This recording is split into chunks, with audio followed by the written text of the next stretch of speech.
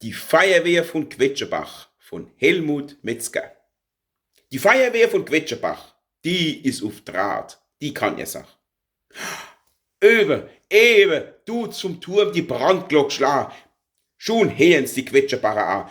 Schnell kramt jeder jetzt sein Wehrmann, der Helm raus, so schnell er kann, und scheiert, außer Rand und Band, des Messingblech mit Silbersand. Ja, man muss schon sagen, das is a Wehr, die halt was auf ihr Standesehr, und dauert noch keine halbe Stunde, da sind die Helm auf Hochglanz schon. Dann aber geht's im Sturmgebraus zum Antretplatz am Spritzerhaus. Es ist alles restlos an der Stelle. Wer dabei noch verlesen schnell, dann gibt der erste Kommandant, der angetretene Leutbekannt, vom Spritzerhaus der einzige Schlüssel, der, wo in seiner Küchenschlüssel gewöhnlich hätte sein fester Ort, der wäre verschwunden. Einfach fort. Und es möchte sich jeder mal besinnen, bei wem kennt man jetzt noch so einen Schlüssel finden? Jetzt wird geredet und debattiert, doch endlich so zu keinem Ergebnis geführt. Bis dann der Bäcker Grau, ja, der ist bekannt, der ist arisch schlau, mal fragt, ob das Schloss von der Idee nicht einfach da aufzubrechen wäre. Und schon versucht's der Bauer Rupp als Vierer vom Hydrantentrupp. Auf einmal ruft er laut und froh: Der Schlüssel? Aha, da ist er ja! Da hat er, man war von der Socke, von innen noch im Schloss drin gestochen. Die Tür geht auf, jetzt ist er weit.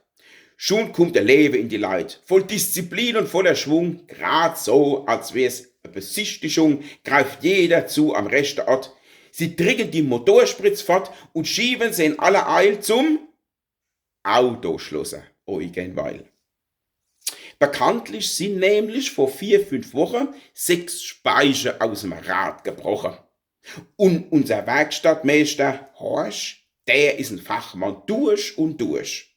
Der repariert die Spritz, ihr Leid, braucht eine knappe Stunde an Zeit. Sitzt auf, befiehlt der Kommandant. Die Fahrt geht los in Richtung Brand. Auf einmal kratzt er sich und schnaubt: Ja, sagt mal, wo brennt's dann überhaupt? Ja, Herr Adjutant, komm her und saus mal lieber aufs Gemeindehaus und frage mal den Sekretär, wo der Brandherd jetzt mal wär. Bald meldet der Adjutant der Stramme: Vorm Wald die Mühl, die steht in Flamme. Jetzt endlich rasselt alles los. Die Menschen glotzen auf der Straße. Kein Wunder an, sie hen auf doch auch a schmucki stolze, langsame Wehr.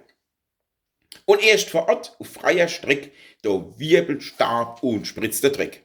Und mit der Glock wird jetzt geleitet. Die Hingel rennen auf die Seite, bis endlich kurz vom Kieferwald der Fahrer bremst. Sie machen Halt. Doch ach, von der schönen Mühl, da sieht man leider nicht mehr viel. Paar Balken und ein bisschen Blech und alles andere war ich. Der Miller lässt die Fliegel hängen, zu spät. An Hilf ist nimmer jetzt zu denken. Die Feuerwehr von Quetschebach war aber schuldlos an der Sache. Ja, hätt man sich früher schon geriert und 3 Stunden früher alarmiert, da hätt die Mühl noch nicht einmal gebrennt. Und da hätt man Helferschä gekannt. Drum kommandiert der Kommandant: Kehrt Marsch, und hebt dabei die Hand. Und auf der Landstraße zwischen Bäm braust die Motorspritz wieder heim.